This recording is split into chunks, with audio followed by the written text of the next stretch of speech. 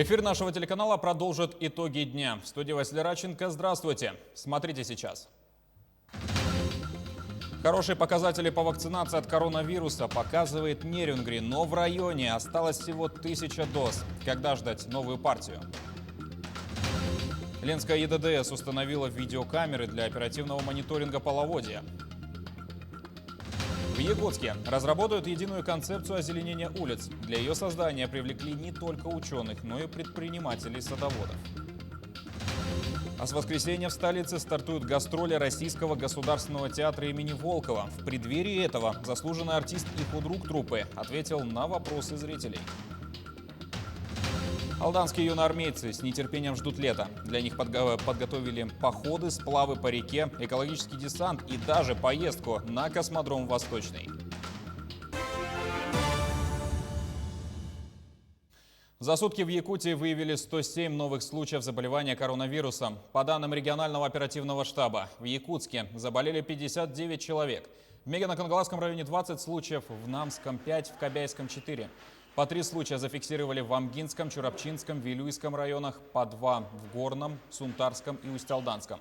По одному инфицированному приходится на Алданский, Верхневилюйский, Верхоянский и Хангаласский районы. Также замруководителя оперштаба Ольга Балабкина сообщила, что за сутки из этих 107 человек коронавирусом заболели 15 детей.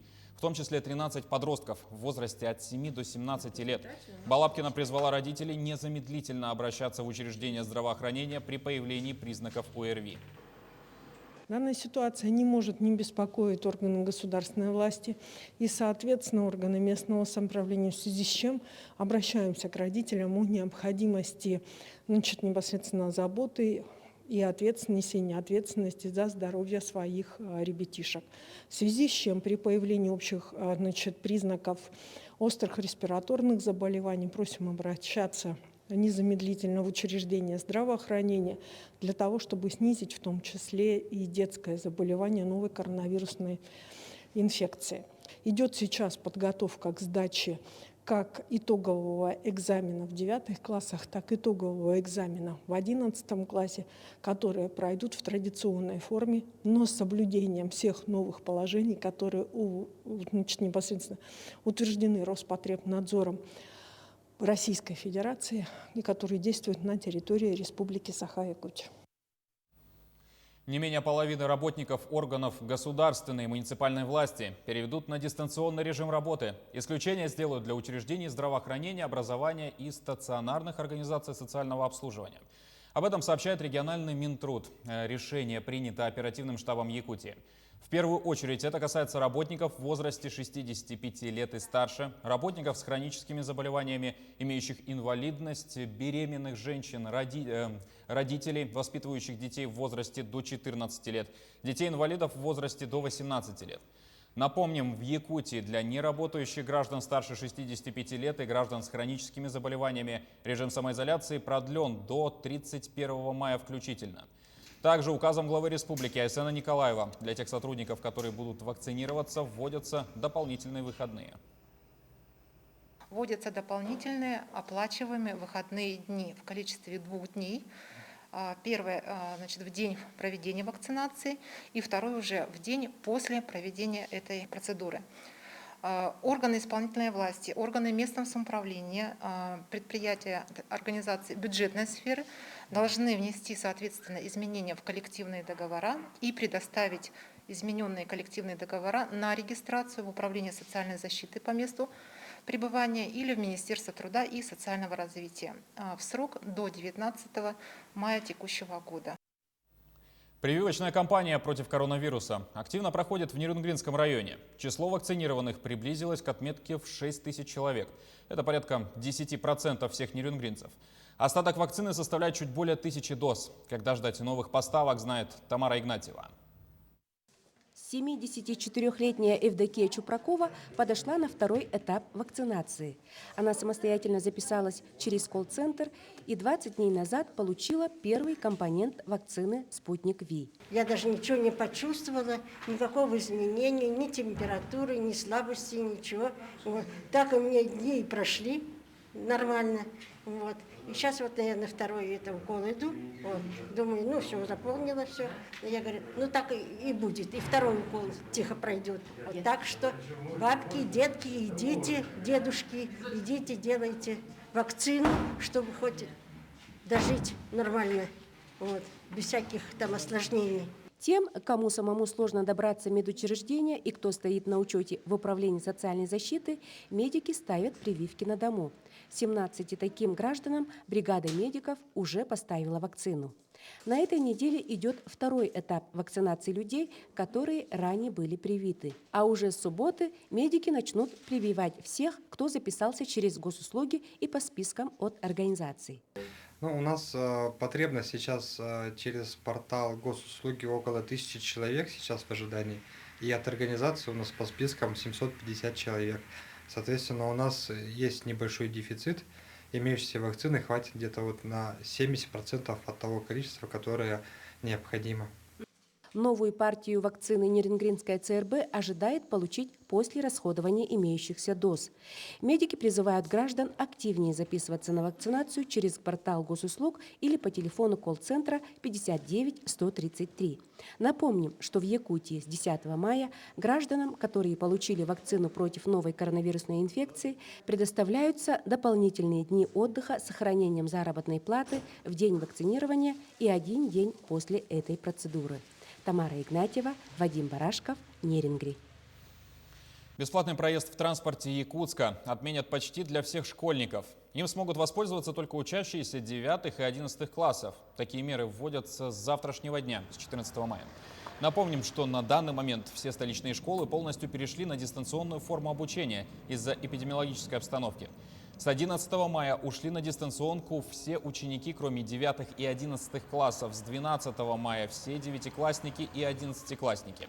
При этом для выпускников контрольные работы и государственная итоговая аттестация пройдут очно. Консультации и подготовка к ним допускаются также в очном формате, но малыми группами. Теперь о ситуации с паводком. Ледоход на реках Якутии проходит в соответствии с прогнозами. Уровни воды не превышают критических отметок. Итак, на реке Алдан ледоход на территории Алданского, Усть-Майского и Тампонского районов. Нижняя кромка в 10 километрах ниже Крест-Хальджай. Уровень воды составляет 515 сантиметров. За сутки ледоход продвинулся на 40 сантиметров. Далее, на реке Амге активная фаза проходит по территории Амгинского, Чурапчинского и Татинского районов. Нижняя кромка в 20 километрах ниже села Харбалах. Уровень воды 793 сантиметра. Протяженность 324 километра. За сутки прошел 147 километров. На реке Вилюй ледоход проходит по территории Сунтарского района. Нижняя кромка у села Верхний Вилюйск. Уровень воды 474 сантиметра. За сутки ледоход продвинулся на 284 километра. В верховьях реки Оленек началось разрушение ледового покрова, а на реках Яна и Индигирка продолжается суточный подъем уровней воды. Вскрытие реки Колымы у поселка Зырянка ожидается 17-19 мая.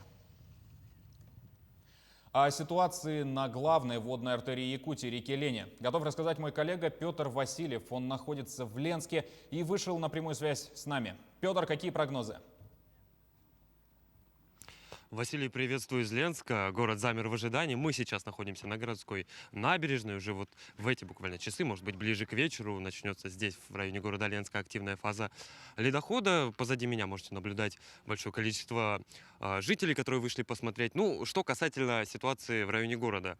Вот вы сейчас можете видеть на своих экранах, что в районе дамбы наблюдаются небольшие повышения уровня воды, редкие движения льда. Это значит, что вода прибывает и отрывает от закраин небольшие куски льда. Пока по прогнозы на сегодняшний день такие. Активную фазу здесь ожидают, повторюсь, ближе к вечеру. Напомню, что на реке Лене активная фаза ледохода проходит по территории двух районов, Алекминского и Ленского. Подробнее о них нам готов рассказать заместитель Якутского гидромедцентра Вячеслав Шихиров. Вячеслав, добрый вечер. Как сейчас обстоит ситуация с ледоходом в этих двух районах нашей республики? Ну, на территории Ленского района нижняя кромка ледохода наблюдается ниже села Хамра, что находится в 80 километрах выше города Ленска. На участке вот Витим-Крестовская уровни уже падают, наблюдается редкий ледоход. Вот, на территории Алекминского района нижняя кромка отмечается у населенного пункта Хатын-Тумул. Там идут небольшие повышения уровня воды. Превышение опасных отметок не отмечается. Вячеслав, спасибо. Но я напомню, что помимо местных жителей, гостей города, линчан, здесь также круглосуточно дежурят сотрудники МЧС, спасатели, ну и, конечно же, гидрологи на случай того, что если кто-то сейчас в неустановленное время выйдет на территорию, на лед. Напомню, как мы ранее уже сообщали, что в районе столицы нашей республики, в районе Якутска, ледоход ожидают 15-17 мая. В эти даты движение льда планируется, будут наблюдать на участке Покровск-Якутск. Василий, к этому часу у меня все. Передаю тебе слово. На прямой связи из Ленска о паводковой ситуации на реке Лене передавал Петр Васильев. Петр, спасибо. Подготовка к безопасному паводку в Ленском районе ведется по всем направлениям. На набережной райцентра работают камеры единой дежурно-диспетчерской службы. Ее характеристики позволяют оперативному штабу ЕДДС, не выходя из здания, контролировать ситуацию в районе города и наблюдать за подвижками льда в режиме реального времени. Еще 2 камеры установлены в населенных пунктах района. В 2020 году в поселках Витим и Пеледуй на набережной этих населенных пунктов были установлены купольные видеокамеры, которые включены в единую систему видеонаблюдения на базе ЕДДС. Это позволяет круглосуточно следить за динамикой изменения уровня реки в период ледохода, ее состоянием и своевременно реагировать в случае ухудшения обстановки. Власти Якутии направят на мероприятие по безопасному пропуску паводка порядка 100 миллионов рублей. Об этом сообщает пресс-служба Минфина региона. Кроме этого, в резервном фонде на предупреждение и ликвидацию возможных ЧС на этот год предусмотрено 150 миллионов рублей. Отмечается, что из них 58 миллионов направлено на мероприятия по безопасному пропуску весеннего половодья, на аварийно-спасательные работы при ликвидации ЧС и защиту населения и территорий от природных пожаров.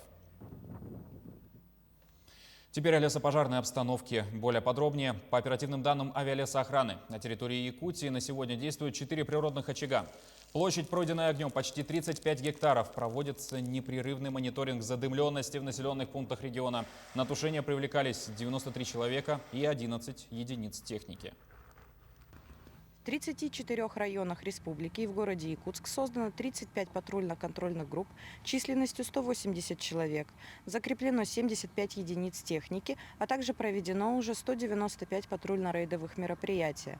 За сутки было задействовано 12 патрульно-контрольных групп в количестве 62 человек. Основные усилия Главного управления МЧС России по республике Саха-Якутия направлены на защиту населенных пунктов, а также на координацию сил и средств, задействованных в тушении лесных пожаров. В частности, это наращивание и передислокация группировки и работа авиации Якутской территориальной подсистемы РСЧС. К другим новостям. В Комитете по охране природы дали информацию о продолжительности охотсезона в Нерюнгринском районе. Так, с 21 апреля разрешили применение подсадных уток. С 7 по 16 мая открыта охота на глухаря. А с 11 по 20 мая нерюнгринцы могут охотиться на селезня, утки и гусей. С 1 мая по 10 мая были проведены контрольные рейдовые мероприятия по охотничьим угодьям Нерюнгринского района. Выявлены 2 нарушения по статье 837, часть 1. Ну, видите, какая у нас весна, затяжная немного. Опрос показывает, что утка летит, но чуть-чуть хуже, чем по сравнению с аналогичным периодом прошлого года. Просьба к охотникам соблюдать противопожарные мероприятия, не мусорить в лесу, не мыть машины и соблюдать правила охоты. А в столице региона разработают единую концепцию озеленения улиц. Это принципиально новый документ, задачей которого станет не только создание плана по посадке новых деревьев, но и мероприятия по системному содержанию и уходу за легкими столицы. В создании участвуют не только специалисты администрации, но и ученые, биологи и даже предприниматели-садоводы. Насколько реально превратить столицу в зеленый рай и почему этот вопрос до сих пор никак не может решиться? Сюжет нашего корреспондента Ульяны Шагиной. То, что растет, у нас рубают. Вот это проблема. Из высаженных где-то 20-30% выживает. Ну, это и то спасибо. Еще бы какие-нибудь акации, вот такие кусты.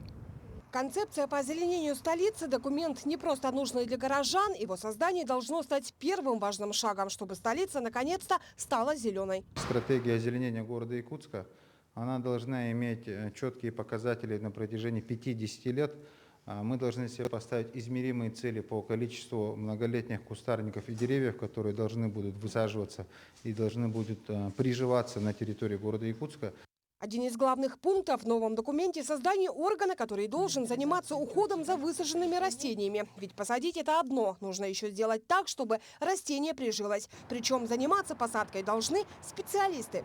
Бульвар Учителя появился в столице всего 3 года назад. Это общественное пространство – наглядный пример того, что случается с растениями, если не обеспечить им должный уход. Проектная документация изначально подразумевала здесь озеленение по всему периметру. Порядка 2000 цветников, 1500 кустарников и даже сосна обыкновенная в количестве 55 штук. Что из этого прижилось, можно увидеть собственными глазами. Здесь были применены 36 видов многолетних растений, но, как мы видим, от этого ничего не осталось, ничего не сохранилось, так как нет должного ухода. Скуден и ассортимент городских деревьев и кустарников. В основном это ива прутовидная, а также березы. Биологи в один голос твердят, нужно расширять не только количество растений, но и их разнообразие. Мы предлагаем и растения, которые уже прошли длительные испытания у нас на территории Якутии, которые могут быть с успехом использованы. Например, та же самая яблоня ягодная, сирень. Мы постараемся, конечно же, учесть пожелания граждан, которые настаивают на то, чтобы сменить иву на другие более декоративные растения. Постараемся больше упор сделать на березу, на ель, может быть, сосны будут какие-то в небольшом количестве, рябины постараемся добавить. При этом ботанические сады сегодня не имеют возможности покрыть потребность столицы для промышленного озеленения. Для этой цели в Якутске должен появиться собственный питомник, о создании которого говорят уже много лет. Кстати, в новой концепции этот пункт также учли. Земельный участок для питомника уже нашли, пока это будет территория в 1 гектар. Ульяна Шагина, Илья Сыромятников, Якутск. Центр кардиогенетики создают на базе поликлиники номер 1 в Якутске.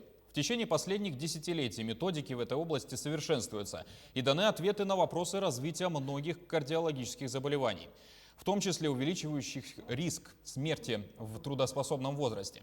Значительное число внезапно погибших молодых людей является носителем мутаций, потенциально способных вызывать фатальные аритмии.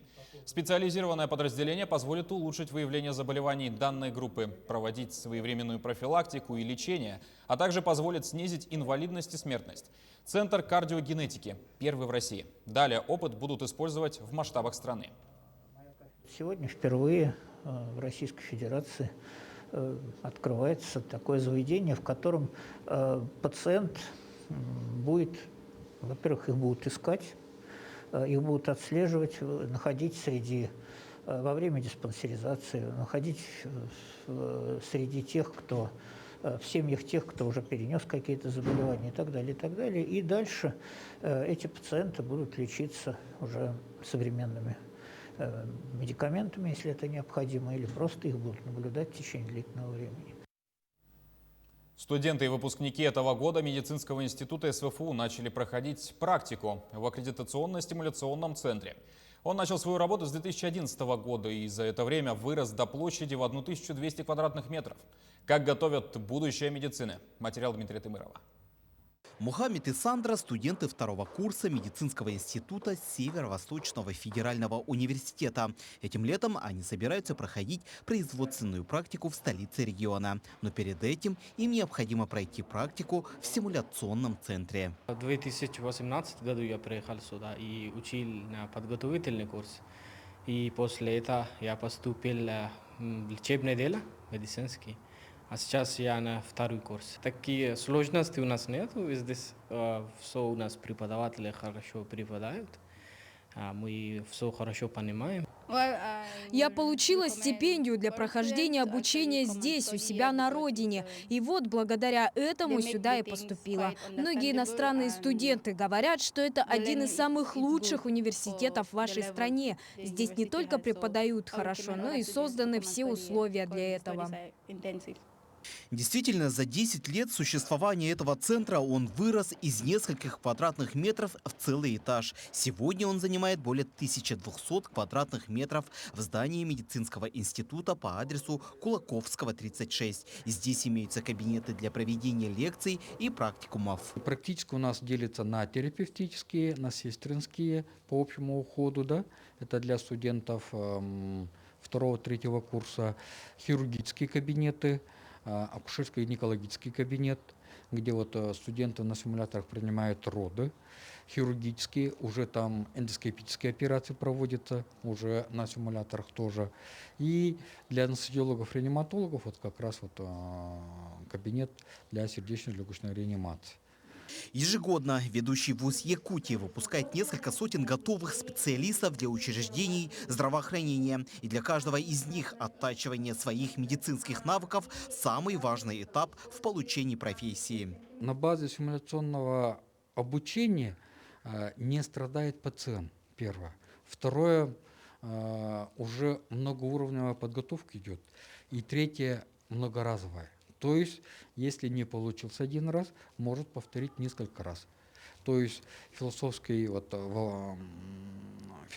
это высказывание, количество, которое переходит в качество. Сегодня медицинский институт может смело гордиться своими студентами, ведь их выпускники работают не только у нас в регионе, но и далеко за его пределами. Поэтому институт делает особый акцент и упор на качество выпускаемых ими специалистов. Дмитрий Тымыров, Павел Пахомов, Якутск. Местные кадры отправили из Якутска на работу в угледобывающую компанию в рамках проекта «На вахту-14». 14 выпускников из высших и средних учебных заведений смогли устроиться и пройти полное медобследование. При этом все расходы на себя берет проект и его партнер. Перед отправкой желающих получить работу обучают по 2 горно-техническим специальностям. Из 46 человек, завершив курсы, 37 уже трудоустроены. На сегодняшний день руководитель проекта Петр Чехардун планирует расширение списка специальностей, реализацию конвейерного обучения и еженедельные централизованные направления групп на нефтегазовую, золотодобывающую и алмазную отрасли Якутии. Наше министерство уполномочен именно по грантовой программе. Сегодня мы совместно с общественным объединением, ну не только с ним, да, работаем именно по занятости молодых людей. И у нас есть отдельное направление по этому. И участвуют ребята, выигрывают грант. И вот, например, проект «На вахту-14» как раз выиграл наш грант. И сегодня вот действительно показал свой результат. Походы, сплавы по реке, экологический десант и поездка на космодром «Восточный» – все это и не только ждет грядущим летом алданских юноармейцев. Татьяна Вахнина продолжит. Юноармеец из поселка Ленинский Андрей Савин примерил только что полученную форму. Обновками боец остался доволен. Экипировка ему подошла. В юнармии Андрей служит 2-й год. Служба школьнику нравится. Привело, конечно же, интерес, потому что война мне интересна, но и подготавливает тебя к будущей армии. Массу увлекательного бойцам юнармии обещают приближающиеся каникулы. Летом школьникам скучать никогда не приходилось. Осваивая армейские премудрости, они познают множество интересных вещей. Каникулы 2021-го исключением не станут. Летний выход в лагерь, то есть сплавы у нас, экологический рейд. Вот за лето надо это все как-то успеть. У нас и велопробег к водопаду за микрорайон Ленинский.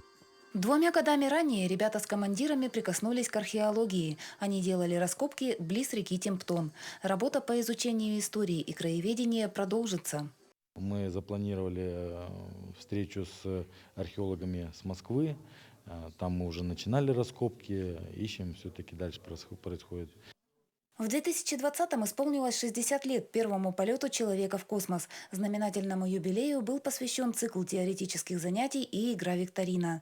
На этом знакомство с космосом не завершится. Командиры планируют отправиться с воспитанниками на космодром «Восточный». О нем юнармейцы знают немало. С космодрома «Восточный» проходит пуск ракет-носителей, траектория полета которых проходит через ряд районов Якутии. И мы хотели бы детей летом все-таки по ходатайству отправить на космодром «Восточный». Это нам подсказали представители Роскосмоса, которые приезжали к нам в гости. Командиры подразделений юнармии стремятся организовать каникулы бойцов с максимальной пользой. Вывести ребенка за город возможность имеют не все родители, а отдых на дворовой площадке едва ли гарантирует всестороннее развитие и многообразие впечатлений. Очень важное дело, но просто в моем понимании, что дворовая площадка – это не летний отдых детей. В мае первому отряду юнармии исполнится 5 лет. Ребята принимают участие во всех мероприятиях района и города, а также патрулируют улицы в качестве стражей порядка. В активе у бойцов отличная физическая подготовка, навыки владения оружием, множество освоенных приемов и, конечно же, крепкая армейская дружба. Татьяна Вахнина, Георгий Баранов, Алдан. Гастроли Российского государственного академического театра имени Волкова начнутся в Якутске с 16 мая. Ярославцы привезли с собой 3 спектакля. Это «На краю земли», «Калина красная» и «Москва-петушки». Труппа приехала в составе порядка 50 человек. Сегодня в Русском театре столицы Якутии прошла встреча с заслуженным артистом России, режиссером театра и кино, художественным руководителем Ярославского театра Сергеем Пускиполисом. Актер рассказал о значимости театральных гастролей, о привезенных постановках и ответил на вопросы зрителей. Я впервые в Якутии, я знаю, что это очень гостеприимное место, Якутск, и люди.